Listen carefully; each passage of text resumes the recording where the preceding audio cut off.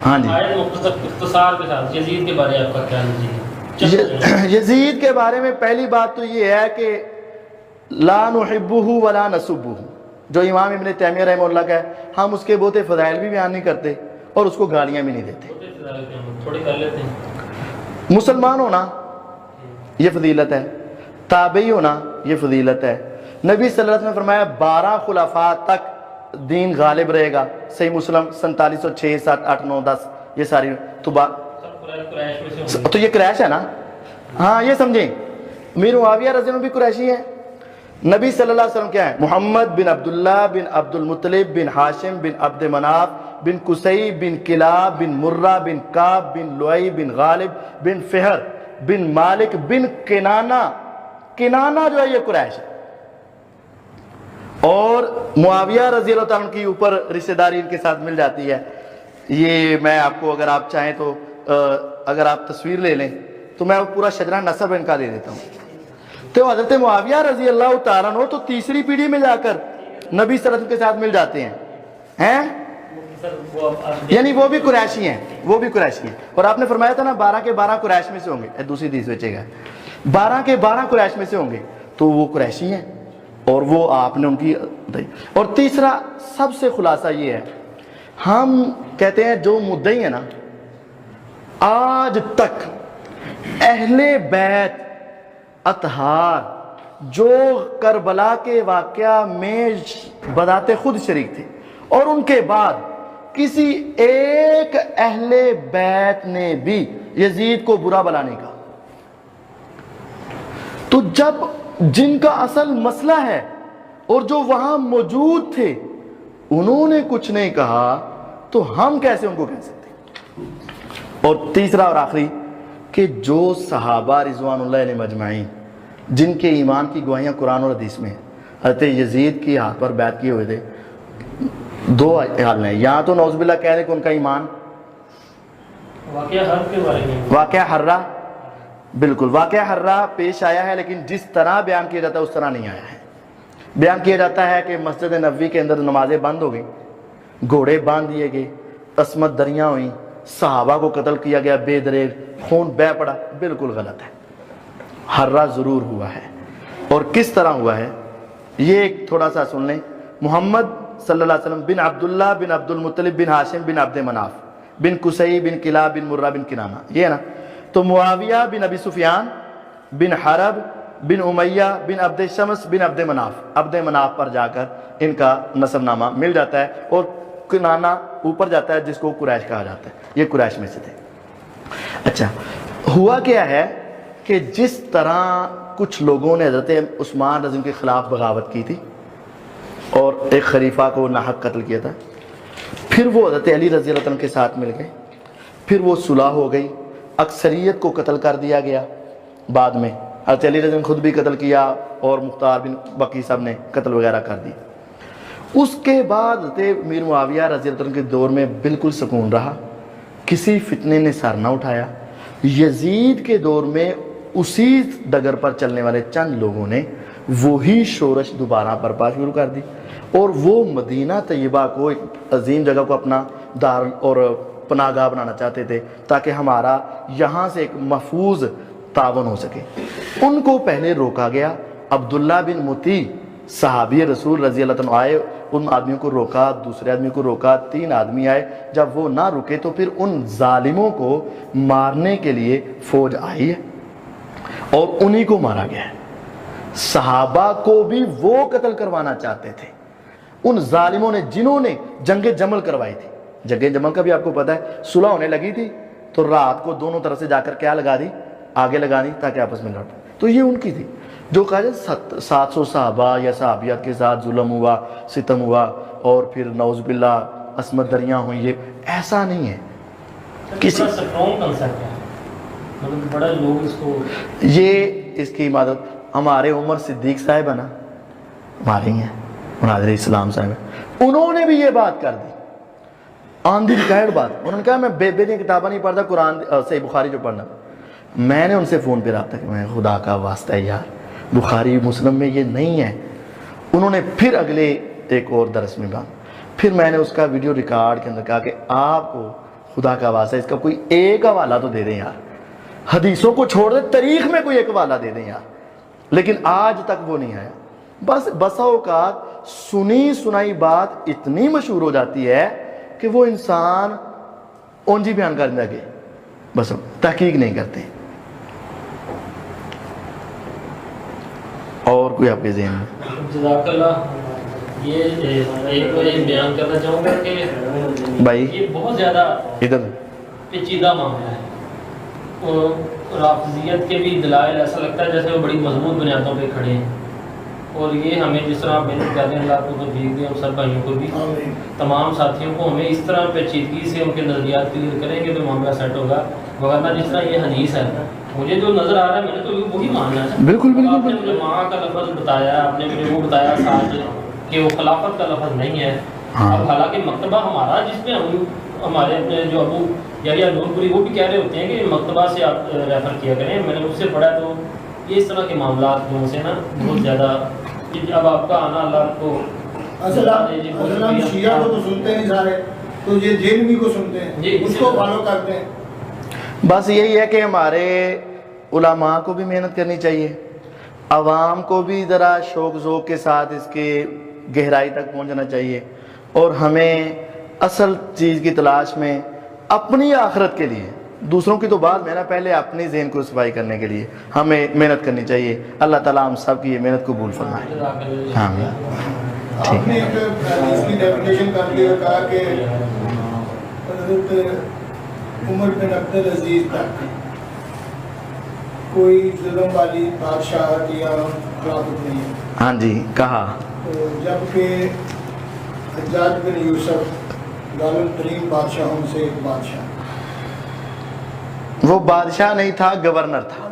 ہاں ظالم گورنر تھے. عبید اللہ بن زیاد کہڑا چنگا سی, ظالم گورنر اور ہیں. بادشاہت اور گورنروں میں فرق ہے نا, گورنر ایک اس کا ایک جز ہے. نہیں تو گورنر اگر ظلم کرتا ہے تو سمجھا تو یہی جائے گا کہ بادشاہ نہیں, اس کا یہ مطلب نہیں کہ اس کی ساری بادشاہت ہی ظلم پہ تھی. اس کا یہ مطلب حدیث کی تو یہی بات, اگر اس کے 200 شہروں میں 200 گورنر مقرر تھے, اگر ایک ان میں سے ظالم ہے تو اس کا یہ مطلب تو کہیں سے بھی نہیں نکل سکتا کہ اس کے 200 شہروں میں ظلم کی نظام چل رہا تھا. اگر ایک بندے نے ظلم کا نظام چلایا ہے کسی جگہ پہ, تو ساری جگہوں پہ تو ظلم کا نظام ہی نہ نکلتا ہو. ہاں حجاج بن یوسف نے ظلم کیے ہیں, واقعتاً ظلم کیے ہیں, اس کا جواب اس نے اللہ کو دینا ہے.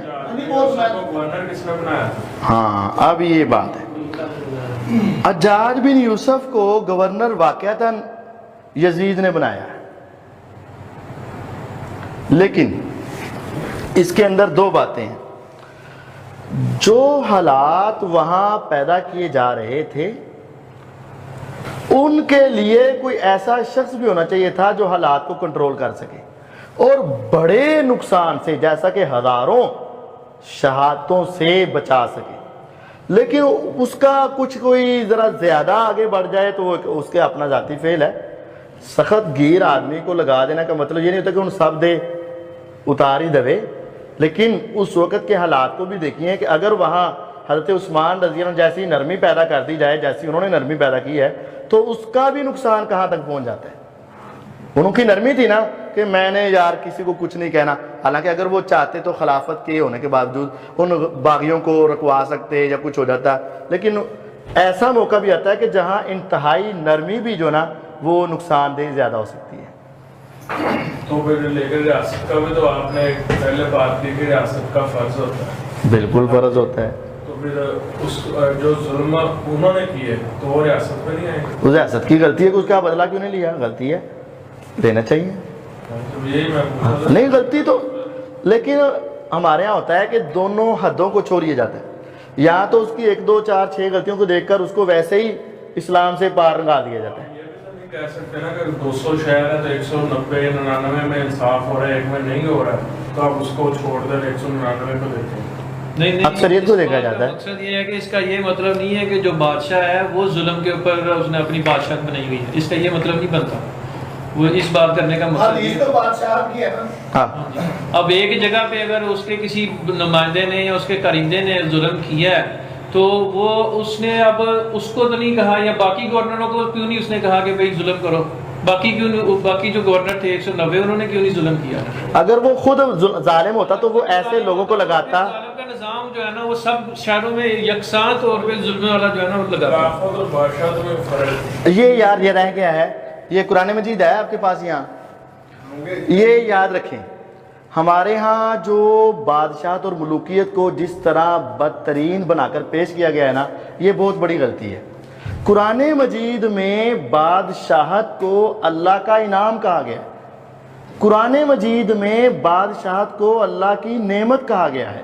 دوسرے سپارے کا آخری صفحہ نکالیں. اللہ تبارک و تعالیٰ نے فرمایا وَقَتَلَ دَاوُودُ جَالُوتَ وَآتَاهُ اللَّهُ الْمُلْكَ وَالْحِكْمَةَ. داؤد علیہ السلام نے جالوت کو قتل کیا تو اللہ تعالیٰ نے پھر داؤد علیہ السلام کو انعام کے طور پر کیا کیا؟ وَآتَاهُ اللَّهُ الْمُلْكَ وَالْحِكْمَةَ. اللہ تعالیٰ نے ان کو بادشاہت دی اور ان کو حکمت دی. تو یہ بادشاہت تو اللہ تعالیٰ عطا کرتے ہیں. یہ سورۃ بقرہ آیت نمبر ہے 252 251. وَآتَاهُ اللَّهُ الْمُلْكَ وَالْحِكْمَةَ. اس کا جو ہمارے ہاں کنسیپٹ ہے نا کہ یہ بادشاہت کیسی ہے, اللہ تعالیٰ نے سورۃ بقرہ آیت نمبر 47 میں بھی فرمایا ان اللہ قد بعث لکم طالوت ملکا. اللہ نے طالوت کو بادشاہ بنایا. یہ بھی اللہ تعالیٰ اپنی نعمت کے طور پر. اور سورۃ المائدہ آیت نمبر 20 میں اللہ تعالیٰ فرماتے ہیں وَإِذْ قَالَ مُوسَىٰ لِقَوْمِهِ يَا قَوْمِ اذْكُرُوا نِعْمَةَ اللَّهِ عَلَيْكُمْ. موسیٰ علیہ السلام نے اپنی قوم کو کہا کہ اللہ کی نعمتیں یاد کرو. کون سی نعمتیں؟ اذ جعل فیکم انبیاء. اللہ نے تمہارے اندر نبی بنائے ہیں. وجعلکم ملوکا. اور تمہیں بادشاہ بنایا ہے. یہ اللہ کی نعمت ہے, اس کو یاد کرو. ملوکا کا لفظ ملوکیت. اللہ تعالیٰ نے سورہ یوسف میں یوسف علیہ السلام کا ذکر کرتے ہیں, وہ اللہ تعالیٰ کی تعریفیں کرتے ہیں. ربی قد آتیتنی من الملک. اے اللہ تو نے منو بادشاہ دیتی. وَعَلَّمْتَنِي مِن تَعْبِيرِ الْأَحَادِيث. خوابوں کی تعبیر دی. یعنی وہ اللہ کی اس نعمت کا تذکرہ کر. اللہ تعالیٰ خود کہتے ہیں وَشَدَدْنَا مُلْكَهُ. ہم نے داؤد علیہ السلام کی بادشاہت کو مضبوط کیا. اگر ملوکیت بادشاہت کوئی بری چیز ہو تو اللہ تعالیٰ اس کو مضبوط نہ کرے بلکہ کیا کرے؟ کمزور کرے. اللہ تعالیٰ نے فرمایا کہ داؤد علیہ السلام سلیمان علیہ السلام نے اللہ تعالیٰ سے سوال کیا رب اغفر لی وہب لی ملکن. اے اللہ مجھے معاف کر دے اور مجھے بادشاہت عطا کر. یہ کون مانگ رہے ہیں؟ انبیاء. کس سے؟ اللہ تعالیٰ سے. اگر کوئی بری چیز ہوتی تو اللہ تعالیٰ سے وہ نہ مانگ. اب کیا ہے, یہاں سے قرآن مجید کے اور بھی دلائل ہیں کہ بادشاہت بذات خود کوئی بری چیز نہیں. اب کوئی بادشاہ ایک وقت میں بادشاہ اور خلیفہ بھی ہو سکتا ہے؟ یہ سوال ہے. اصل میں آپ نے ایک میں کہا نا کہ ایک حدیث میں آپ نے کہا کہ حضور کریم صلی اللہ علیہ وسلم کے بعد 4 خلافت آئیں. 4 ہاں وہ ہوتا ہے. ہاں بہت اچھا بات. اصل میں خلافت کے 2 حصے ہیں. ایک ہے خلافت علی منہاج النبوہ, یعنی نبوت کی طرز پر, جسے آپ کہہ سکتے ہیں پیور 100%. وہ واقعتاً ابو بکر, عمر, عثمان, علی رضی اللہ عنہ اور حضرت حسن 6 مہینے کے. تو حدیثوں میں آتا ہے 30 سال تک خلافت رہے گی علی منہاج النبوہ. 2 طرح کی حدیثیں ہیں. بعض حدیثوں میں 30 سال خلافت ہے, بعض حدیثوں میں 12 خلیفوں تک خلافت ہے. تو 2 طرح کی خلافت ہو گئی. ایک ہے سب سے اعلیٰ درجے کی 100%, وہ صرف 5 ہیں, ابو بکر, عمر, عثمان, علی, حسن رضی اللہ عنہ. دوسری خلافت ان سے کم درجے کی جس میں کمیاں کوتاہیاں موجود ہیں, لیکن وہ ہمارے اعتبار سے بہت اعلیٰ درجے کی. جس کی مثال کے طور پر آپ سمجھ لیں, اگر پہلے 5 خلفاء کی خلافت 100% ہے نا, تو باقی کی 90-85% ہے. ان سے کم ہو گئی, لیکن ہے وہ خلافت بھی اور ملوکیت بھی. بادشاہت بھی ہو گئی اور وہ خلافت بھی ہے. ہاں, اس کے 2 نام ہیں. جو بعد والی ہے نا, بعد والی, اس کے 2 نام ہیں, بادشاہت اور خلافت. اور جو پہلے والی ہے اس کا صرف ایک نام ہے, خلافت علی منہاج النبوہ. بس فرق ہے خلافت. ایسی یہ نہیں کہہ سکتے کہ حضرت معاویہ رضی اللہ عنہ کی خلافت حضرت ابو بکر جیسی تھی, نہیں. عمر رضی اللہ عنہ جیسی تھی, نہیں. عثمان رضی اللہ عنہ جیسی تھی, نہیں. علی رضی اللہ عنہ جیسی تھی, نہیں. حضرت حسن جیسی سی نہیں، اینا تو تھلے ہے. خلافت کے 2 حصے ہیں، 12 خلیفوں تک خلافت، وہ خلافت بھی ہے ملوکیت بھی ہے، اور پہلی خلافت وہ صرف خلافت ہے اور وہ اعلیٰ درجے کی ہے، یہ اس سے کم درجے کی. آپ کہہ رہے ہیں کہ 23 سال بعد وہ خلافت بھی ہے ملوکیت. اور 30 سال جو پہلے ہے وہ صرف خلافت ہے. ہاں منہاج النبوہ ہے نا، وہ نبوت صرف ملوکیت کیوں نہیں چاہیے؟ ہاں وہ نبی صلی اللہ علیہ وسلم نے اس کا نام بادشاہت نہیں رکھا. نبی صلی اللہ علیہ وسلم نے بعد والوں کو کہا ہے خلافت ہوگی اور اس کے بعد رحمت والی بادشاہت ہوگی. تو پھر وہ بادشاہ تھے ایک حدیث یہ ہو گئی نا. ایک ہو گیا. دوسری حدیث ہے کہ آپ نے فرمایا کہ 12 خلیفوں تک، 12 خلفاء تک دین غالب رہے گا. آپ نے ان کو خلفاء بھی کہا ہے. تو 2 حدیثیں ہیں تو ہم دونوں باتیں مانیں گے. کاٹ کھانے والی وہ کتنی کون سی ہے؟ وہ بعد میں ہے، ایسا نہیں ہے. 12 سے بھی بات. وہ 12 سے بعد کے ہے، اس کے بلکہ اور بعد سے ہے. سمجھ آئی نا؟ ہم نے تو سب حدیثوں کو مانا ہے نا.